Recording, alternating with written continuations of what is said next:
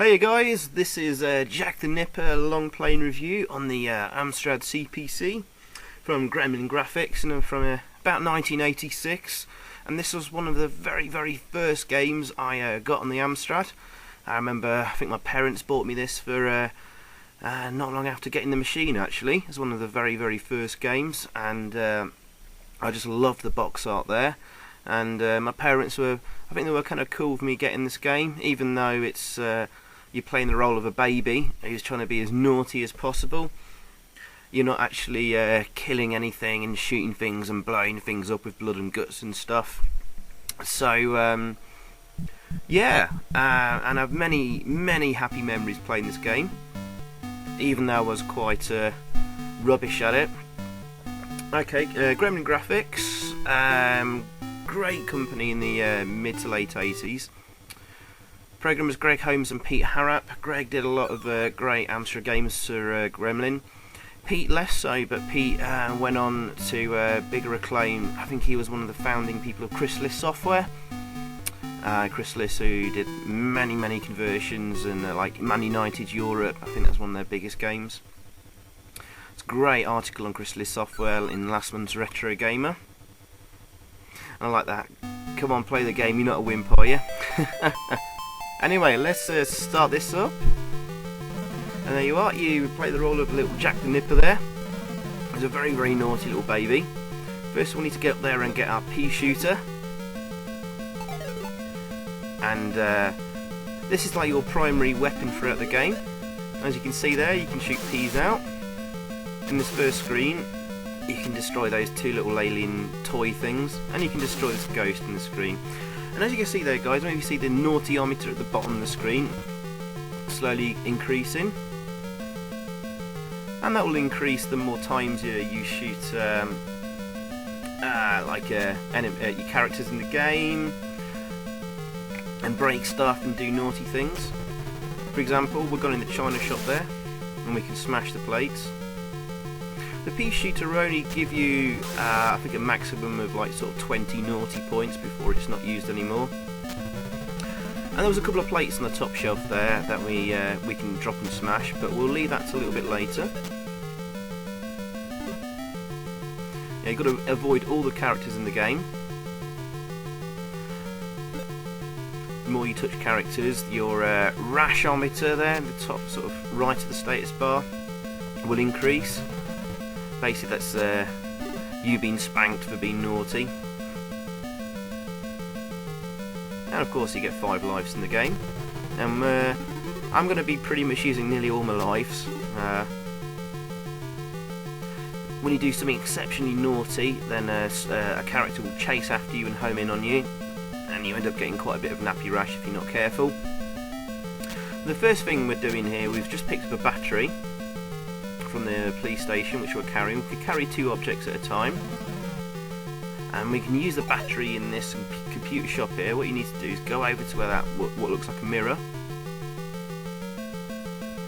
and this battery will knacker all the computers there. We're just waiting for that guy to walk past us before we use it, because he'll home in and chase us. I think it's a guy in the white lab coat there.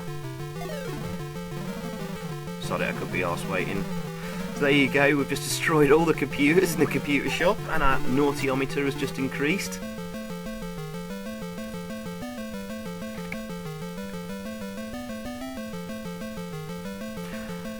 So yeah, and we need to drop that battery and smash it to get some more naughty points.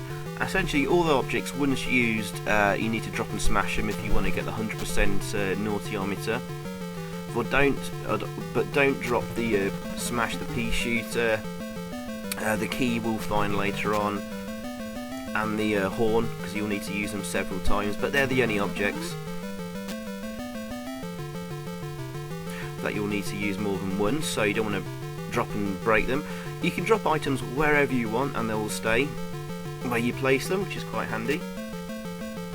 So what we're going to do now, we're just going to the laundrette, and we're picking up that bottle of glue. Why that's in the laundrette, I don't know. Might as well smash the battery.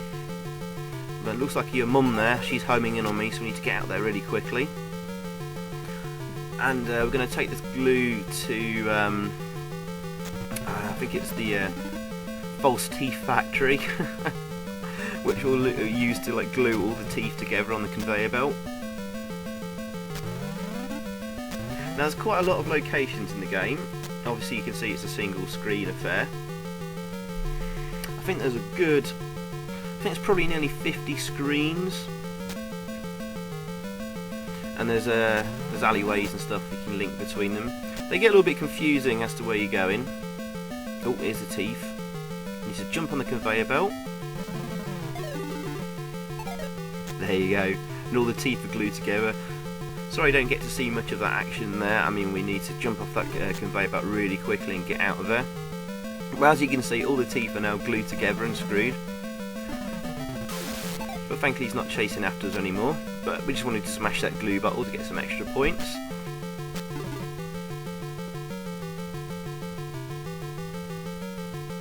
Now, what's next? Okay, I'm trying to take the quickest route possible without the minimum amount of distance between locations.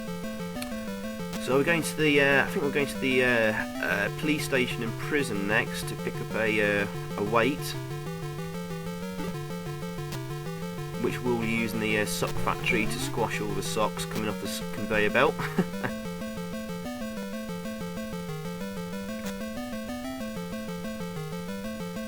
So yeah, it's quite handy to have a map at hand, so you can move as quick as possible throughout the game. And you can find a map and the solution for this, which I've kind of roughly followed on the CPC Power website. Link in the description below. Okay, I want to go to the police cells here. Check for that annoying dog. And later on, we're going to find a bomb which we can use in here to blow open all the prison doors and let out all the prisoners, which is pretty funny.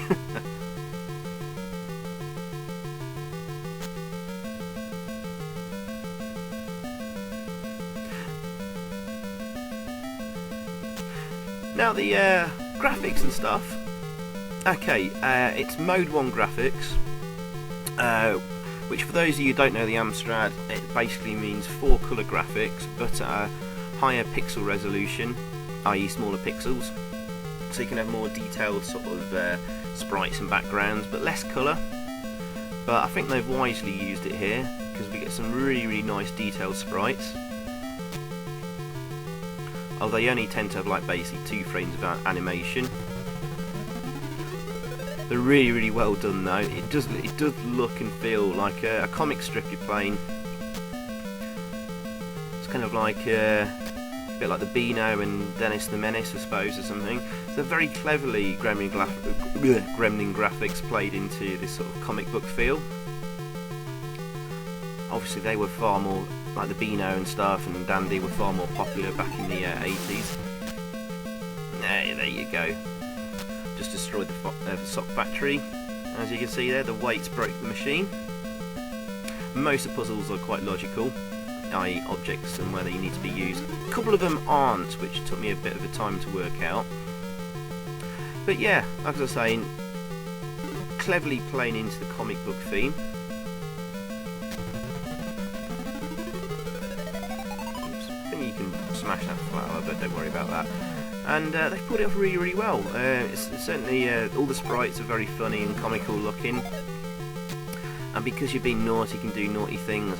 You know, that plays really well into the comic book theme. In fact, this is a fantastic concept for a game. And I mean, this is 1986, and you know what? People are a little bit more creative with game designs and stuff like that. And this is one of the best examples of 80s and 8-bit game design. Really fantastic stuff here.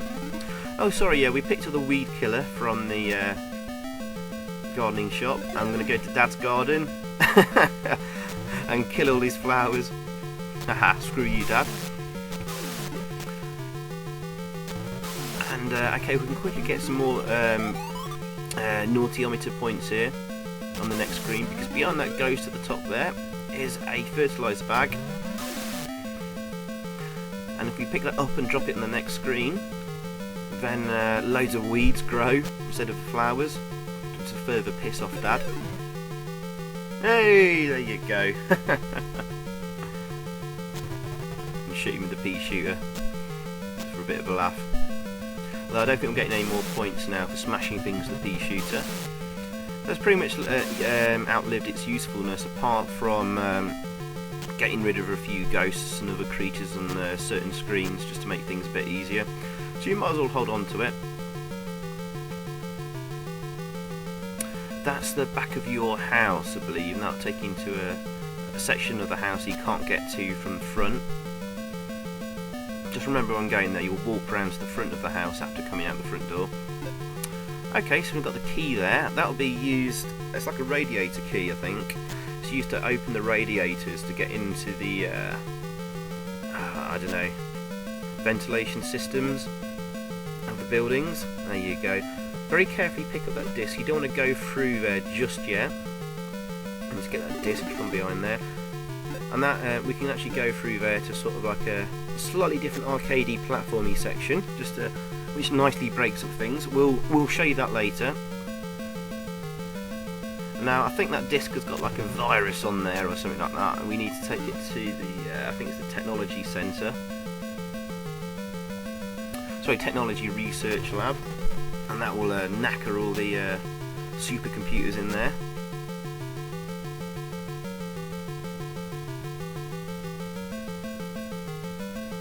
Oh yes, the music. Very nice music, and it's from Ben Dalglish. Very legendary music programmer, more known for his Commodore 64 stuff. But did a lot of great music for Gremlin. I think he did Monty on the Run and stuff. What a fantastic theme that was. And some nice musical cues and effects in the game, although this main theme just basically loops around over and over and over. So you'll either find that really fun and jolly, or incredibly annoying. I don't know, it doesn't seem to bother me too much actually. The game doesn't really give you a second to breathe with so many characters on the screen, so yeah, you just have to be quick and get in there and not think too much. Okay, we're going to use the disc. We use this on this PC here. There you go. And that's all the computers knackered in the technology research lab. And of course smash the disc there to gain a few extra points.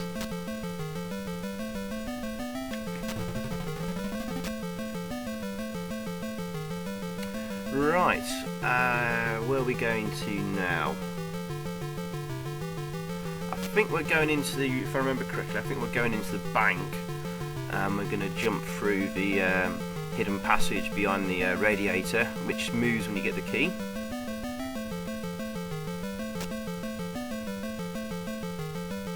Yes, I think we're heading to the bank, right. In we go, pick up the key, and I think we're going to leave the pea shooter here as well, because there's two, that's it, yeah, there's two objects to pick up in there. So all you need to do is pick up the key and drop it there, and that radiator will start moving. And we've got like sort of a homage to like Manic Miner or something. We've got single screen sort of arcade platforming here. Uses the jump mechanics quite well. That noise there means the platform is moving a certain direction, so we're moving against it. I suppose this is kind of nicely done. Breaks up the action a little bit. Although the enemies don't always make contact and drain your energy. Only if they're on the same horizontal plane as you, as well as being on top of you. It's not too hard to get through those sections. Okay, so basically we picked up the washing powder and a credit card, which is that sort of thing with an A on it there. You can use that credit card in the bank cash point to draw out all your mum and dad's cash. Yeah, a game of dubious morals perhaps for kids. Not sure why my parents like buying me this so much.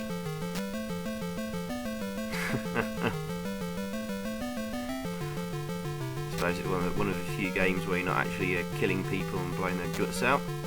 Okay, we're going to go to the laundrette. We've got the washing powder there. I'm not sure why this is naughty, but we're going to jump and throw the washing powder in each of the washing machines there, waiting for my mum to pass the right of me. Oh, timed it wrong. There you go, 3 of them to do. Again, I'm not quite sure why that's naughty. Surely washing machines do need powder. Perhaps it's not perhaps it's not washing powder. Perhaps it's something else that will destroy the clothes, like I don't know. What's powdered stuff that's dangerous to clothes? I don't know. Who cares? Right, off to the cash machine at the bank anyway.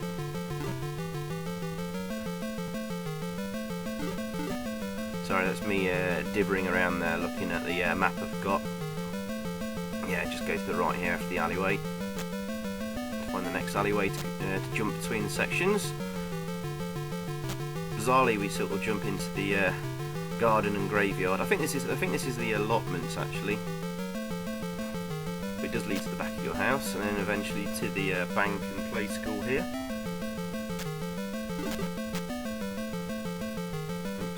Sometimes you go onto a screen and there's a character waiting right where you've moved on to, which is a bit annoying. But all they do is just sort of bounce up and down in the same pattern. When they bump into each other, they bounce the other way. So just keep an eye out and watch out for that. Just jump. Alright, we're at the cash point. Just jump there. And, well, it looks like we've knackered the cash point. Perhaps it's a dodgy card or something like that. Rather than withdrawing your parents' money, who knows.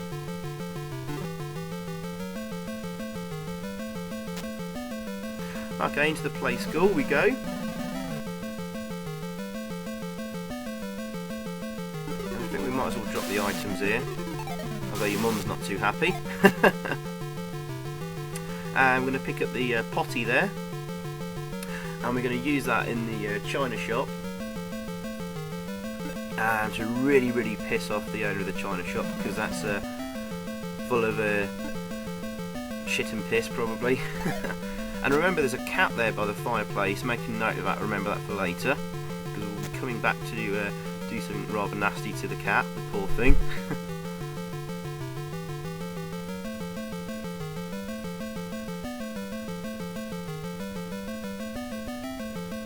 And that wax, which is item number 2 we've picked up there. For some reason we can, I think we use it in the play school, and it creates sort of like a monster or something, or a sort of a bizarre dog-like creature that runs around and terrorises the kids. A bit strange. Okay, we're in the china shop. But I'm having a bit of a problem here dropping the potty to smash. I realise in a second that I need to pick up those 2 plates first of all and smash them first before I can drop the potty. That bleeping noise is me trying to drop the potty there. But thankfully though, you can drop items in any location you want. You'll come back and they'll still be there, which is cool. I'm trying to drop it on the floor, it won't let me. So we'll drop it outside, come back in and do those 2 plates. When I was playing this as a kid, I think this was pretty much the only thing I worked out how to do, was pick up and drop and smash things like those plates. I never got very far at all. I was quite young, but I'm ashamed that my puzzle solving skills weren't very good. Perhaps I should have read the instructions more. That's pretty much, apart from shooting people with a pea shooter and picking up and dropping a few things, that's all I managed to do. So I was really quite keen to come back to this game at some point and work out how you do everything and become the naughtiest kid.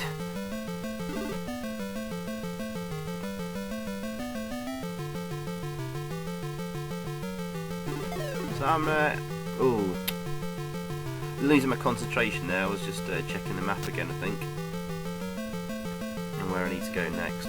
I think we'll take the clay to the play group or the play school and create the monster there.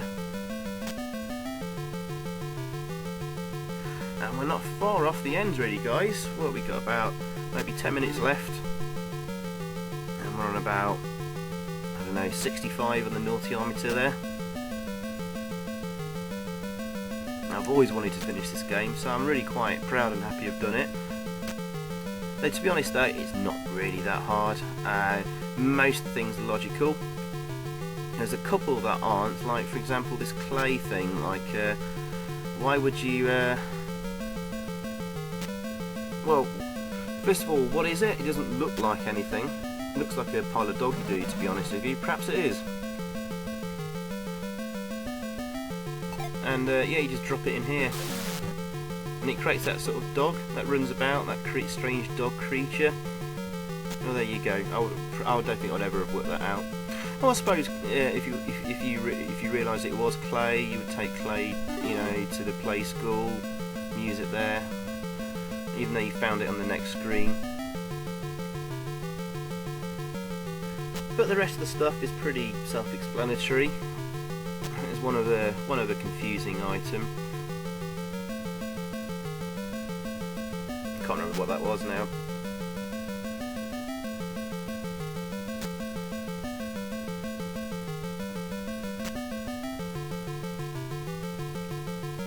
But yeah, there is actually a cheat in this game. Oh, actually, I'll come on to that later. I'll come on to that later when we've got a certain item. But yeah, guys, really like this game a lot. There was a sequel, Jack the Nipper 2, in Coconut Capers. It was another sort of single screen game, but it was more of a platforming romp. A lot of getting your timing your jumps right and stuff. I think there were still items to pick up and use, but less so.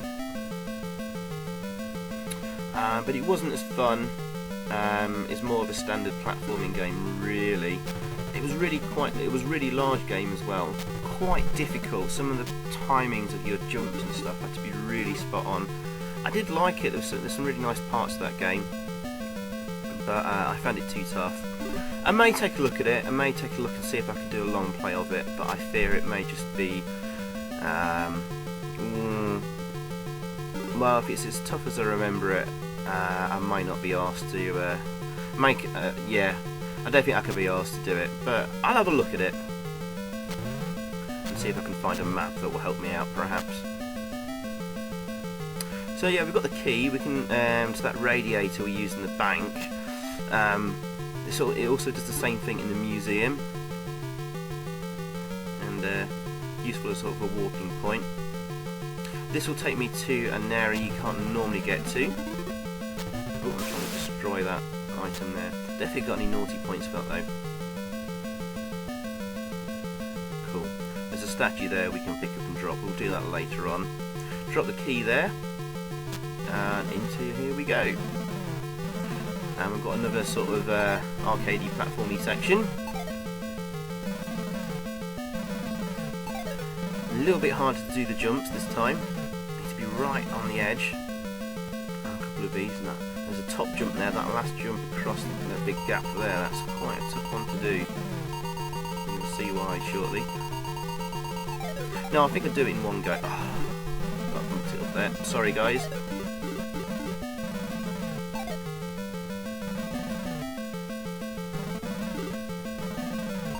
Now be warned, when you get off the screen you'll fall onto the top of a fireplace where there's an evil snapping plant which will start zapping your energy, so you need to be quick to move. And also there's a lot of angry ghosts on the in the house we end up going into, so be prepared for that. And yeah, then it's be running and jumping there and get right to the very, very edge, and watch out for the jump there, right straight off and jump. One of those ghosts you can destroy with your pea shooter, but I think two of them, if you shoot them, they'll just home in on you and go mental. Right, on the top shelf there is the horn. We will need that to complete the game. And we can pretty much leave our pea shooter here, actually. Now that ghost homes in on you straight away. So you can just jump over the couch there and you will get stuck in that corner. There's one of the ghosts that homes in you here, and I think you can destroy it with your pea shooter. There you go. And just leave the other two floating about, don't you? You can avoid them. So we can hit that plant, never mind. Again, you'll lose energy on that fireplace, so be quick to pick up this item here, which is the bomb. And if you remember me saying earlier, we can use this in the police cells to release all the prisoners.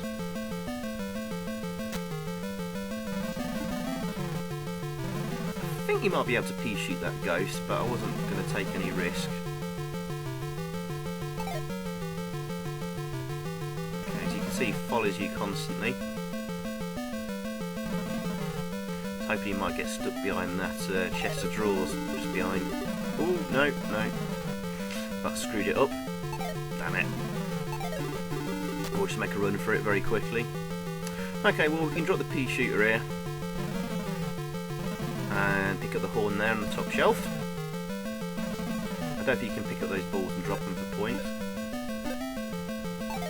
But great, we've got the horn now. Aha. And basically, guys, you use the horn on the sleeping cats. There you go. Of course, though, we haven't got a pea shooter to kill ghosts that are chasing us, like on that previous screen. There you go, there's me using the horn. Got no other use apart from the sleeping cats, and I think there's 3 sleeping cats in the game.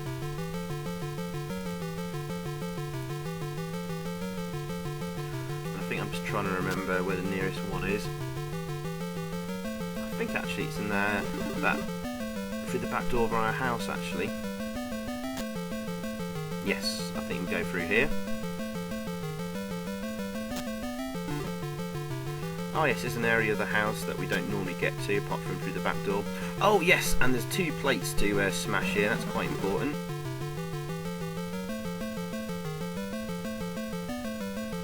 So yeah, I think I'll sum up a little bit of review. Well, I've covered a lot of most things in depth really. I really like this game a lot. Just going to leave the horn there. I don't think it was allowing me to drop it in that room with the 2 plates there we need to smash. But yeah, I love this game a lot. I think this is a fantastic example of really great game design and original idea. They're excellently implemented. I'm not really sure what else they could have done to improve the game, really. Although that looping music does get on your nerves after a while.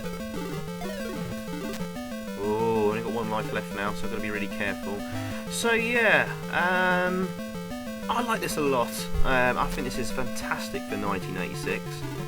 And yeah, I'm going to give this an 8 out of 10. Maybe an 8.5. Okay, but we've got a sleeping cat here. Honk the horn, and it scares the crap out of it, and it jumps up to the ceiling and digs its claws into the ceiling and remains there. That's nicely done. There's a great amount of humour in the game, and it's great to actually have a computer game with a good sense of humour. And the element of surprise, you know, when you do naughty stuff.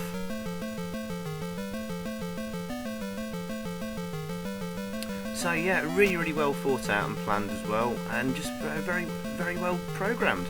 Sprites move nice and fluidly and smoothly around the screen. There's very, very little slowdown. Hey! Get out the room quick. And when you go back in the room, there's no one chasing you, of course. And there's a cat still on the ceiling. Now you can rack up points by going back after you've disturbed the cat like that. Oh, hang on. Hang on, first of all. Let's drop the bomb. Hey! We'll let the prisoners out. Brilliant. Now you can score points, but go back to the area where you disturbed the cat. There's no one chasing you.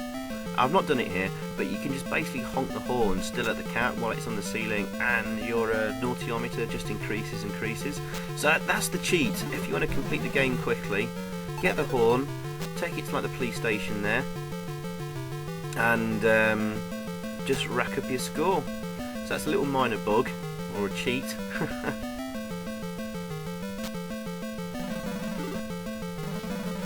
Now, I'm just seeing if there's any more items I've missed that I can drop and destroy. I think we can here, like the teddies. Nothing special with them apart from pick up and drop them. But I'll wait and sit, try and get that guy to go all the way over before doing it. Never mind. Get out there.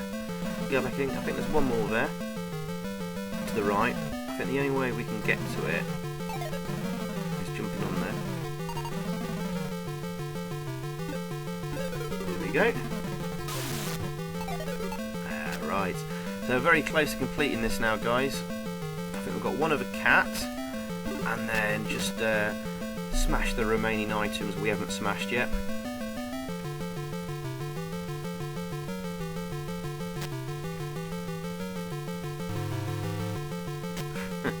Be testing my horn out. It's useless on anything else, though, of course.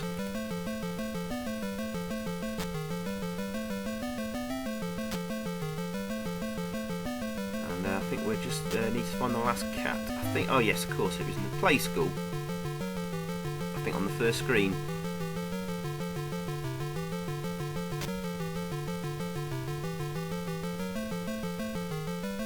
Okay.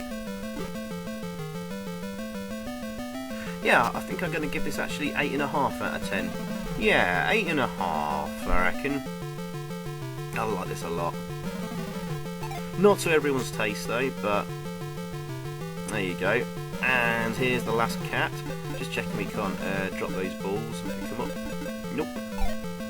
So we'll just disturb that last cat.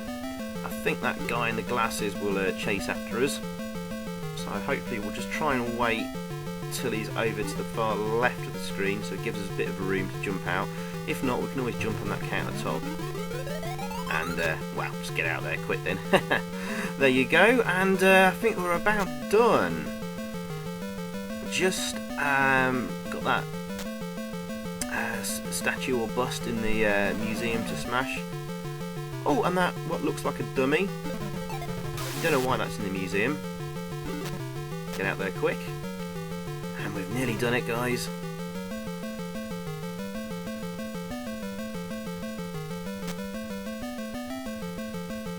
I was so proud of myself when I finally did this. One of my first ever games. And finally done it. So yeah, I'm going to smash that key, smash the horn, and smash the statue, and I think that's everything. You need to do everything in the game to 100%. Pick the statue. Yay! And we've done it. Congratulations, your naughtiness 100%, your rating little horror. You're in trouble now. So there you go. That's Jack the Nipper completed. Great stuff. Love that game to bits. So there you go, 8.5 out of 10. And I like these little intermissions. When you're ready. And of course there's one more. But thanks for watching, guys. Oh yeah, he calls me a wimp on the next screen. Anyway, yeah, thanks for watching, guys. Hope you enjoyed, and see you next time. You bunch of wimps.